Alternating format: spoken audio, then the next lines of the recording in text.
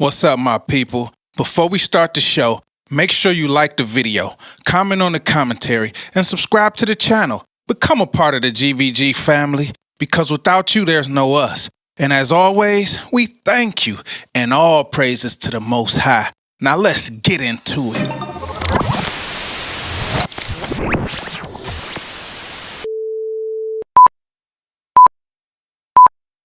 What up, everybody? It's your boy Hally back again, Gvg Podcast, Detroit representative to the day that I die, east side in the building. You know how we do, man. What up to all my peoples, man? I love all of y'all, man. What's the deal, my people? I hope everybody out there doing good. I hope everybody having a blessed day. And, let's get into it. What's up, people? Listen up, GVG. It's your boy Hally. I got to talk about this, man. I got to talk about this today. Today I went up to my daughter's school. Of course, you can't just walk in the doors anymore. Of course, they have to buzz you in or you have to be let in. We know that that's a new trend that's been happening, maybe because of violence or for whatever control, as we would say. But I've never seen such a big game of hot potato in my life.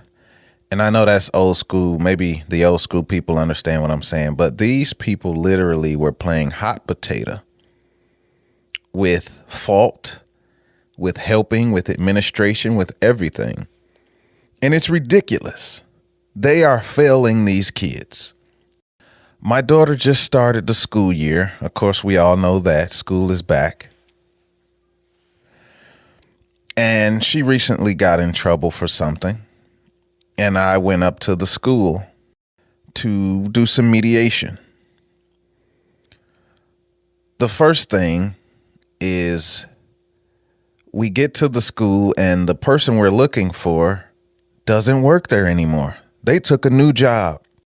I don't know how that happened. So whatever, we get past that.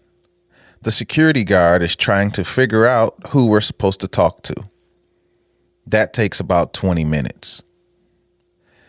Then we finally find this one sweet lady out of nowhere who is the school psychologist.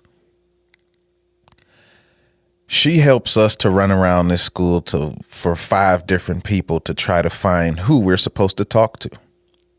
We find the dean of students, and she looks like a deer caught in the headlights. But what we just found out is she's new to the school. The whole administration is new to the school, the principal, everyone. And when we tried to talk to her, she seemed like she had other things on her mind, or she had other things to do that were more important, even though every student's individual, every student as an individual is just as important as the other. So that rubbed me the wrong way. And then I saw the principal. He was like, I'll just say it. He was like a prejudiced white man. Something happened right then and there when we were walking past, and he said, "No, you're suspended. That is assault. This is over."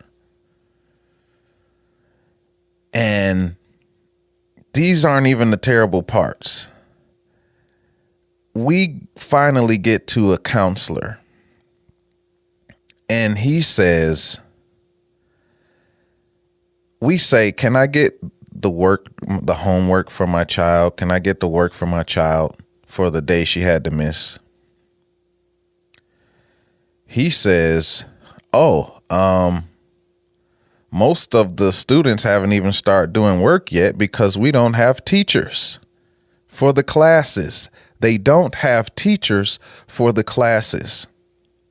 Did they send out a memo? Did they let parents know this? No, they didn't. He said, "Oh, well, we have some teachers filling in who are in other departments." But when we asked him, "Okay, are these children being supervised in these classes?" He said, "I don't know." He said, "I don't know."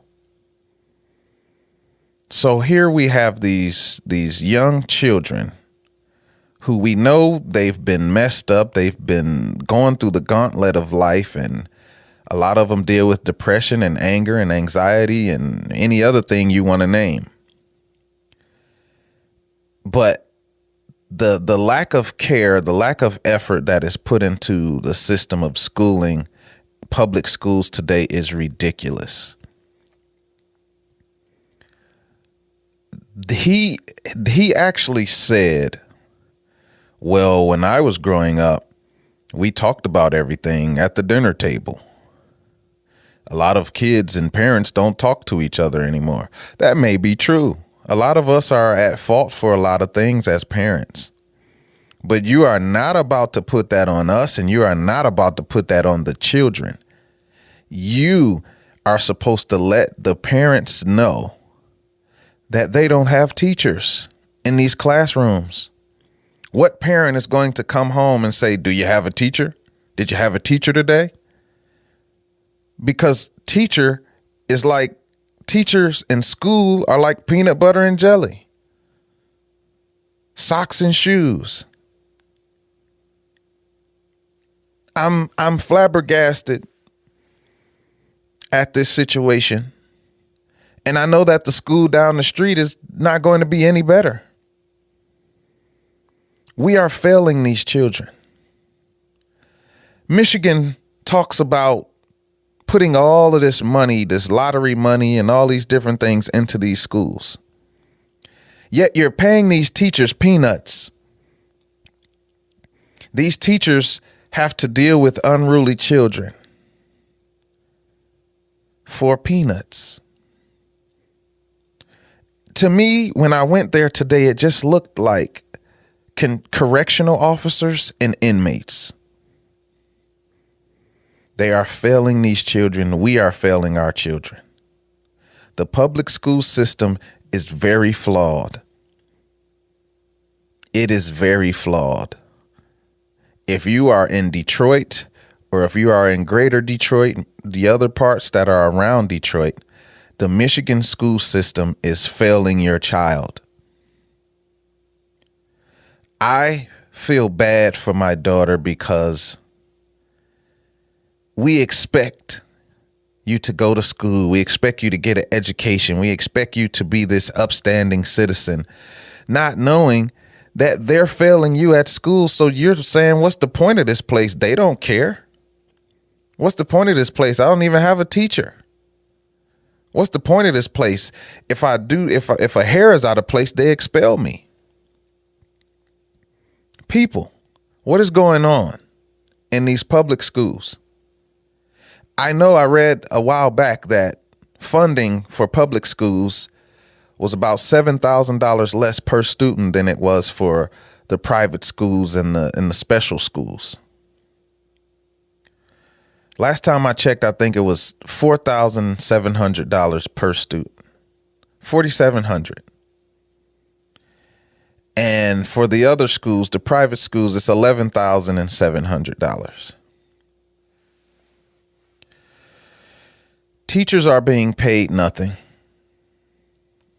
So by them being paid nothing and times changing, it isn't about teaching anymore. It's about a paycheck. They're going to give about as much effort as you give them in their paycheck.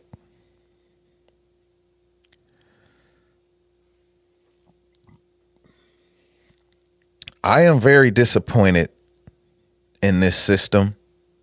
And the bad part is, what do I do? Because I have to work every day. Am I going to take the extra mile and try to find a better school when I don't have the resources or the tools to get my daughter to that better school? When I have to get up at 4:30 in the morning to be at work? What do I do? What do you do? What do we do as Americans? What do we do as people when the curriculums are more about gender and sexuality than anything else?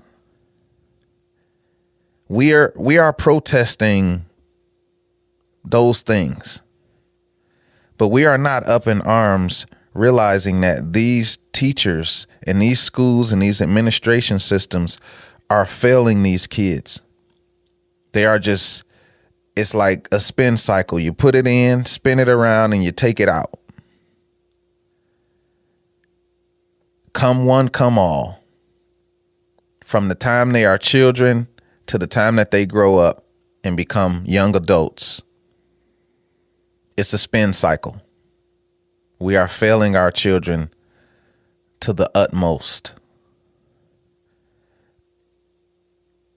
My heart is crying at this moment, knowing that nobody cares. The only people that care are the ones who are going through it. I feel like apologizing to my daughter right now because I put so much on her to be this great person, not realizing that when she walks out the door, I'm just feeding her to the wolves. And some people will say, stop crying, go to do homeschooling, do something alternative, virtual learning, this, that, or the other. And I want you do want to do those things to protect your child, but you also want them to have the social skills that they need to be around people. So it's a hard thing because the millionaires and the billionaires aren't necessarily the smartest people, and they don't necessarily have the best social skills. But these public schools are grading on a C curve.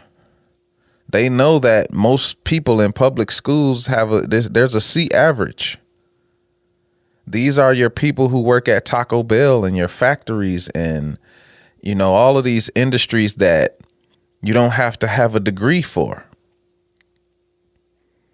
So they know that a lot of these children aren't that smart. But is it that? Is it that they aren't that smart? Or is it that they're not getting the best chance to get the best foot forward that they need to be productive? I don't think any child is just stupid or dumb because they have a lot of areas that they are intelligent in. It's about motivation. It's about discipline. It's about teaching, and it's about learning. Put these children in a better environment. Like if you put an iguana in a small aquarium, it's going to stay small. You put that iguana in a bigger aquarium, it's going to grow faster. So it's something with take the lid off. Take the lid off. These children need to grow. And I try to tell my children, do not let these teachers, do not let any person put a cap on your knowledge. If they tell you to read one chapter, read the whole book. If they tell you to do 2 math problems, do the whole page. Because eventually you're going to be out in this world and you're going to need these skills to make it in life. People, I am disappointed in the public school system. I remember when I went to school, and in elementary school, I had some of the best teachers. They got on my nerves. Man, they got on my nerves, but I understand now. Middle school, I didn't want to care, but I still had good teachers there. High school, wasn't there half the time, but most of the teachers, they cared. They held you accountable. Now we live in a time where it's all about your paycheck and your status. And it's this trickle down effect of they don't care. Why should I care? The public schools are failing our children. We are failing our children. And it's almost like there's nowhere to go. There's nowhere to hide. There's nowhere to take them where it will be better. This is a real problem. People, ask your children what's going on in these schools. Talk to your children about what's going on in these schools and actually listen, because I don't take the time to listen like I should. There's times where I listen very good and there's times where I don't. But people, go up to these schools and ask questions, and talk to your children and ask them honest questions, because this is real. This is their life. This is their life. You only live once. You only go to grade school once. And right now, they are being failed. We're talking about some real life issues today. This is your boy Hally. This is Gvg Podcast. I want to know what y'all think. If you agree, if you disagree, I want to know your stories. I want to know your testimonies. I want you to be a part of this family and community, this Gvg family. Let me know how y'all feel. Let me know y'all stories. Let me know what's going on within your children's schools. Talk to me. Let's go. It's your boy Hally. I love all of y'all. It's Gvg Podcast. So until next time, we out. Thank you for being a part of this experience. GVG appreciates every single one of you. I hope you came away from this video with a little more perspective, patience, understanding, and purpose. So until next time, we on Christ time.